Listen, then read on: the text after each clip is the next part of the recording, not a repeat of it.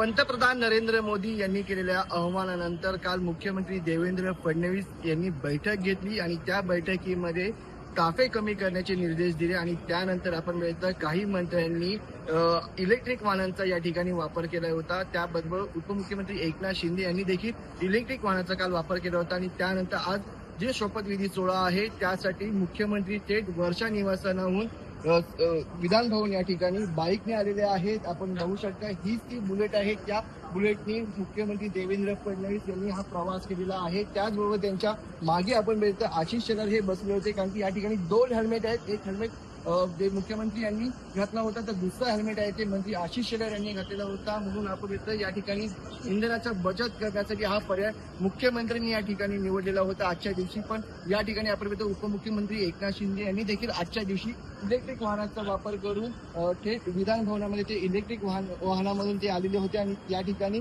जे पंतप्रधान यांनी आवाहन केलेलं होतं इंधनाच्या बचतीसाठी त्या आव्हानाचं पालन या ठिकाणी केलं जात आहे। आणि त्यानंतर आपण बघतो अजून किती मंत्री या ठिकाणी या आव्हानाचं देखील पालन करण्यात आणि ताफा किती मंत्र्यांचा कमी होणार आहे हे देखील पाहणं गरजेचं आहे। पण या ठिकाणी आपण बघतो मुख्यमंत्री देवेंद्र फडणवीस यांनी इंधनाची बचत म्हणून या ठिकाणी बाईकचा हा वापर केला होता, कारण की बाईक या ठिकाणी मोठ्या प्रमाणामध्ये म्हणजे ही बचत करत असते आणि त्यामध्ये मुख्यमंत्र्यांकडून देखील या आव्हानाचं पालन करण्यात आलेलं आहे।